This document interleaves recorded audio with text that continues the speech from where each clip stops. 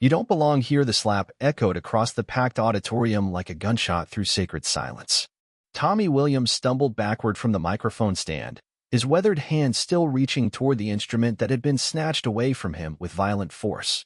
The talent show coordinator stood between him and the stage, his face twisted with the kind of disgust usually reserved for something found on the bottom of a shoe. Behind him, 300 people in the audience shifted uncomfortably in their seats, witnessing what appeared to be a homeless man being physically removed from a community talent show. His clothes were clean but old, his hair needed cutting, and his nervous demeanor suggested someone who didn't belong among the polished performers who had already graced the stage that evening. But what the coordinator didn't know, what most of the audience couldn't have guessed, was that the man he had just humiliated possessed a voice that could stop traffic and break hearts. A gift so extraordinary that those who had heard it once never forgot the sound, even when they forgot the man who created it. And in the back of that auditorium sat someone who remembered. Someone who had heard Tommy Williams sing 20 years ago, before life had stripped away everything except his talent. Someone who was about to remind everyone in that room that genius doesn't always come wrapped in packages we expect to admire. Welcome to the Human Stories. Before we continue with this powerful story, tell us in the comments from which city in the world are you watching this video today. And if you think stories like this need to be heard, hit that subscribe button to support the channel. We're growing every day, and I sincerely thank you for being a part of it. The Cedar Valley Community Center had been hosting its annual talent show for 15 years, transforming the modest auditorium into a showcase for local performers ranging from elementary school dancers to semi-professional musicians hoping to gain exposure. The event had grown from a small neighborhood gathering into the highlight of the town's cultural calendar, attracting audiences from across the county who came to discover emerging talent and support community arts. Tonight's show featured the usual mix of performers that had made the event popular with families and music lovers. A high school choir had opened with contemporary pop arrangements. A local dance studio had presented a choreographed routine that drew enthusiastic applause. A retired teacher had performed classical piano pieces with technical precision that impressed even the most critical listeners. Tommy Williams had been sitting in the back row since the doors opened 2 hours earlier. At 58 years old, he moved with the careful deliberation of someone whose body had endured more hardship than most people could imagine. His clothes were clean but showed the wear of someone who owned only one good outfit. His shoes were polished but cracked with age. He had come to the talent show not as a planned performer, but as someone seeking a few hours of beauty and normalcy in a life that had offered precious little of either. Tommy spent most of his days at the homeless shelter downtown, working odd jobs when his health permitted and trying to stay invisible to a world that had little patience for people who had fallen through society's cracks. But Tommy Williams had not always been homeless. 20 years earlier, he had been one of the most promising vocalists in the region, performing with jazz ensembles and blues bands that drew crowds to venues across 3 states. His voice had been compared to legendary singers, and music industry professionals had predicted a recording career that could have made him nationally known. The downward spiral had begun with an injury that ended his construction job and led to prescription pain medication that became an addiction he couldn't control. The addiction had cost him his apartment, his relationships, and eventually his place in the music community that had once celebrated his talent. For 2 decades, Tommy had carried his gift in silence, humming melodies to himself during long walks through the city, singing quietly in shelter dormitories when he thought no one could hear. His voice had matured and deepened with age and experience, gaining emotional resonance that came from understanding pain in ways that younger performers couldn't access. As tonight's talent show progressed, Tommy found himself drawn to the stage by a longing he hadn't felt in years. The performances were competent and enthusiastic, but they lacked the raw emotional power that he knew he could bring to music. He began to imagine himself standing at that microphone, sharing the gift that had defined his identity long before addiction and homelessness had claimed everything else.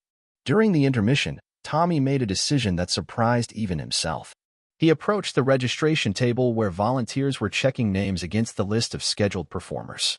His plan was simple: ask if there was room for one more act, offer to perform a single song, and hope that someone would give him the chance to remind himself that he was more than his circumstances suggested. The volunteer at the registration table was Janet Morrison, a retired librarian who had been helping organize the talent show since its inception.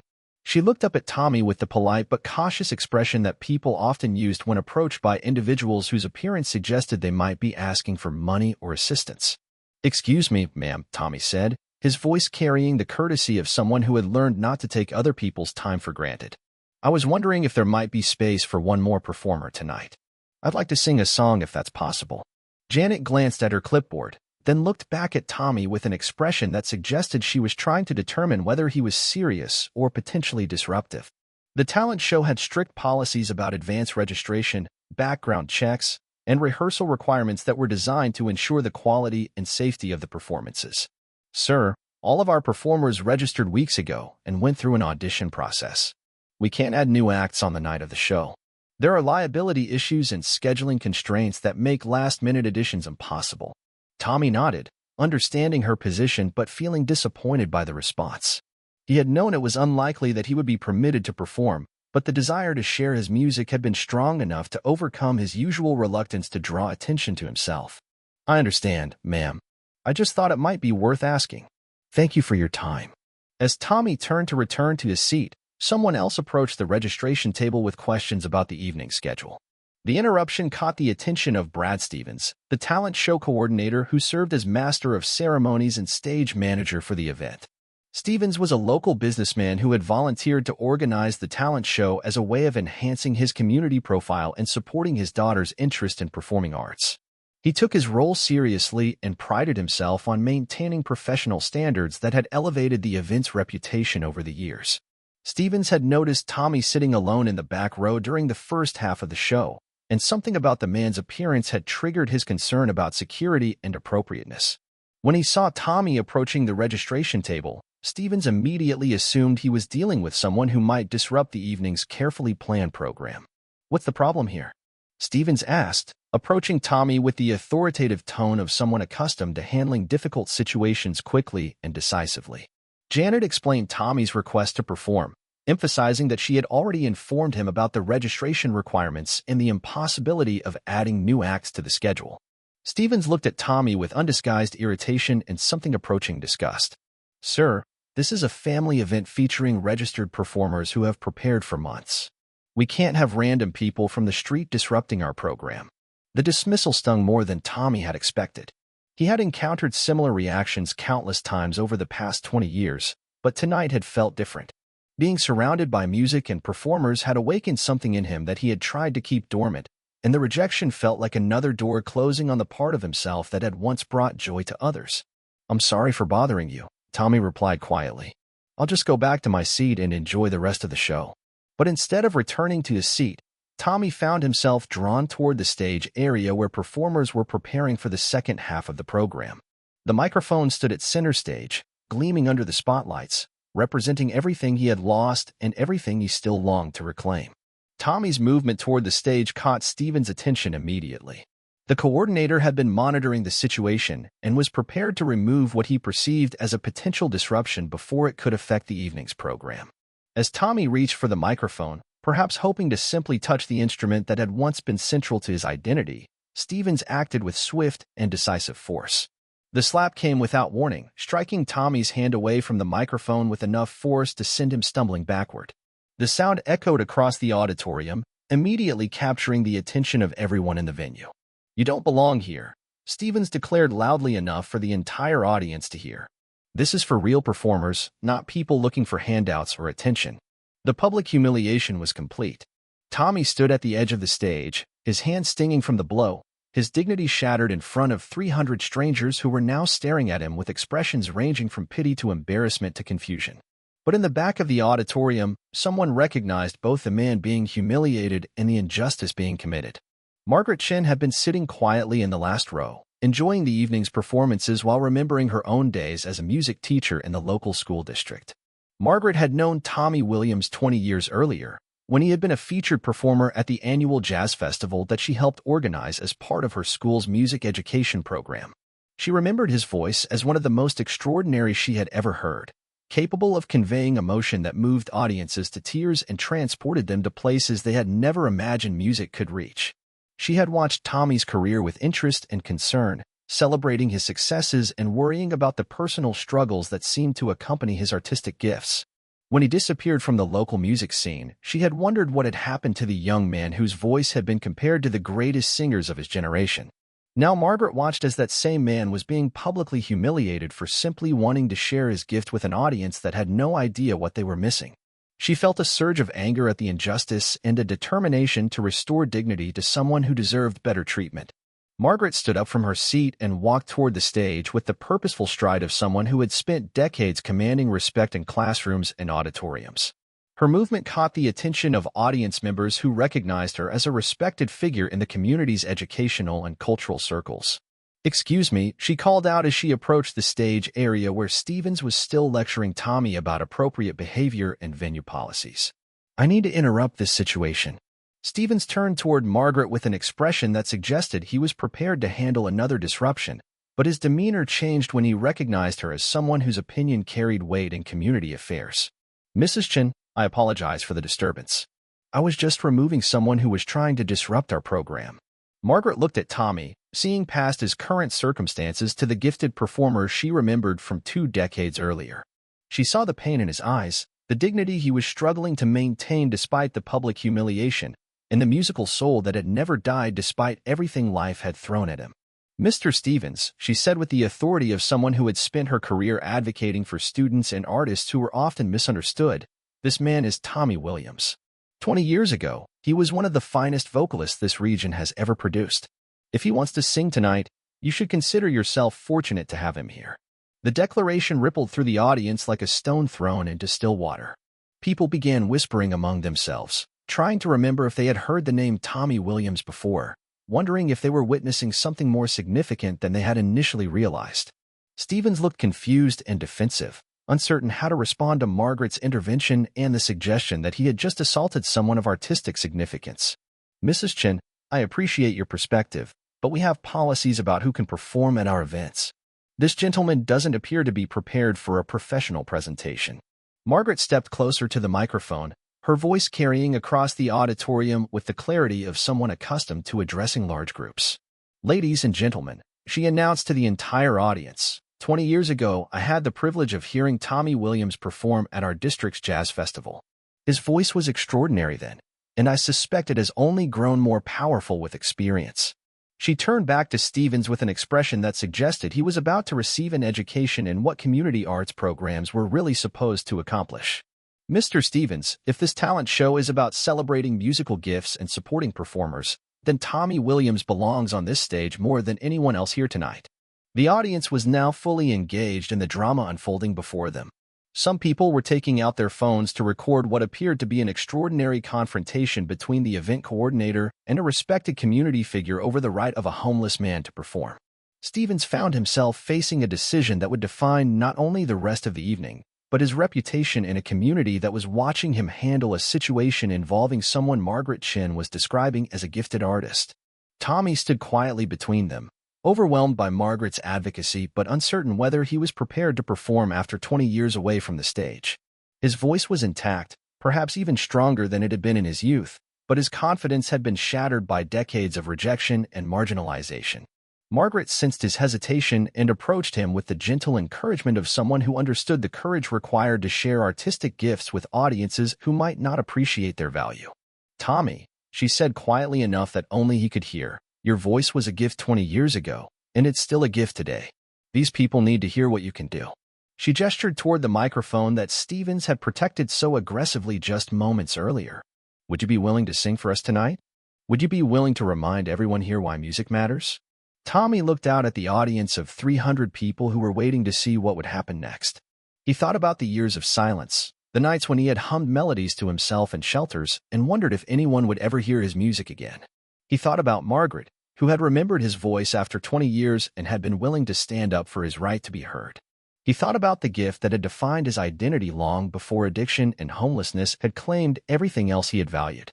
"Mrs. Chen," Tommy said finally, his voice carrying just enough volume for the audience to hear, "I would be honored to sing for these people if they're willing to listen." Margaret smiled and gently took the microphone from its stand, placing it carefully in Tommy's hands. The gesture was both practical and symbolic, transferring the platform from the institutional authority that had tried to silence him to the artistic voice that deserved to be heard. As Tommy adjusted the microphone and prepared to sing, the auditorium fell into a silence that was different from the polite attention that had greeted other performers.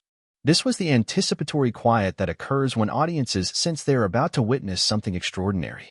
Tommy closed his eyes for a moment, accessing the place inside himself where his music lived, unchanged by everything that had happened to him over the past 20 years.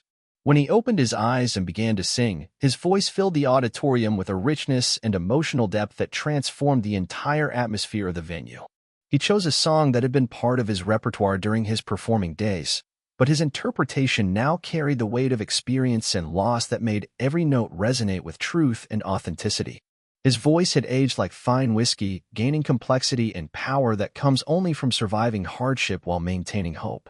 The effect on the audience was immediate and profound. Conversation stopped. Phones were lowered. People leaned forward in their seats as if drawn by a magnetic force toward the source of the extraordinary sound filling the space around them.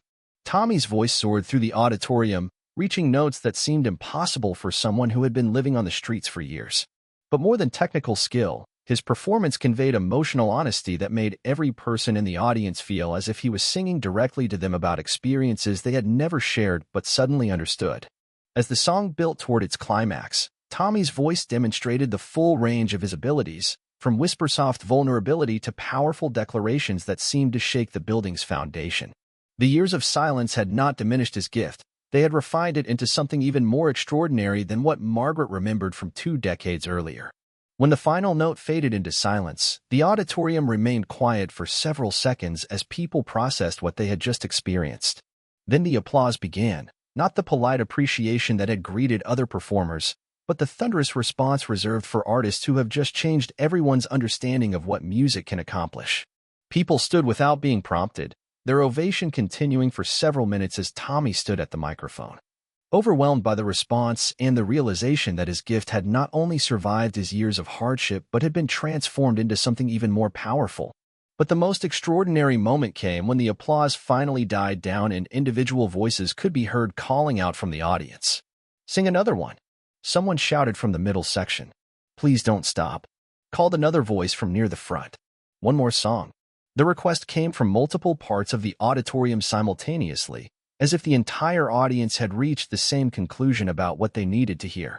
Tommy looked out at 300 people who were begging him to continue sharing his gift, many of whom had tears in their eyes from the emotional impact of his performance. These were the same people who had watched him be slapped and humiliated just minutes earlier, now pleading for more of the music they had almost been denied. Margaret approached the microphone with a smile that reflected both pride in Tommy's performance and satisfaction at the audience's response to his extraordinary talent. "Ladies and gentlemen," she announced, "I think we've just been reminded why we have talent shows in the first place. To discover gifts like Tommy Williams possesses and to celebrate artists who can move us in ways we never expected." She turned to Tommy with an expression of deep respect and affection. "Tommy, I think these people would like to hear whatever you're willing to share with them." For the next 30 minutes, Tommy Williams commanded the stage like he had never been away from it. He performed songs that showcased different aspects of his vocal abilities, from jazz standards that demonstrated his technical mastery to blues numbers that revealed the emotional depths he had explored during his years of struggle. Each song was met with increasingly enthusiastic responses from an audience that realized they were witnessing something they would remember for the rest of their lives. People began taking out their phones not to record a disruption, but to capture a moment of artistic brilliance that they wanted to share with others. Stevens, who had slapped Tommy's hand away from the microphone, now stood at the side of the stage watching a performance that was clearly the highlight of any talent show he had ever organized. His earlier judgment had been revealed as both cruel and ignorant, and he was learning a lesson about the dangers of making assumptions based on appearance. When Tommy finally concluded his impromptu concert, the standing ovation lasted longer than his original performance. People were crying, cheering, and calling out requests for specific songs they hoped he might know. Margaret returned to the microphone to address the audience's obvious desire for more information about the extraordinary performer they had just discovered. "Ladies and gentlemen, Tommy Williams has just reminded us that talent and artistry can survive even the most difficult circumstances. His voice has been silenced for too long, and I hope tonight marks the beginning of his return to the musical community where he belongs." The evening that had begun with Tommy being physically removed from the microphone ended with him receiving the longest standing ovation in the talent show's 15-year history. But more importantly, it ended with a community recognizing that they had almost missed the opportunity to experience something truly extraordinary because they had judged a performer by his circumstances rather than his abilities. In the weeks following the talent show, Tommy's performance became the subject of social media posts and news articles that brought attention to both his extraordinary talent and his personal story. Local musicians reached out to offer collaboration opportunities. Music venues invited him to perform. Social service organizations worked to help him find stable housing and address the underlying issues that had led to his homelessness. But perhaps most significantly, Tommy Williams rediscovered his identity as a musician and performer, remembering that his gift was not something that could be taken away by circumstances or time.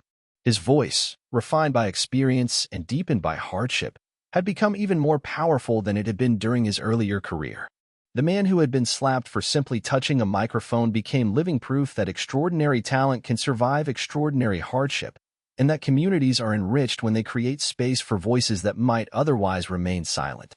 Sometimes the most beautiful music comes from the most unexpected sources. Sometimes the greatest performances are given by people whose appearance suggests they have nothing valuable to offer. And sometimes a single moment of advocacy from someone who remembers can transform not just one person's life, but an entire community's understanding of what talent looks like and where it can be found. This story was brought to you by The Human Stories. Before we leave you today, here's our question. Have you ever known someone who never asked for recognition but deserved more than anyone else? Tell us in the comments what they meant to you and how you remember them. And if you think stories like this need to be heard, hit that subscribe button to support the channel. We'll see you in the next one.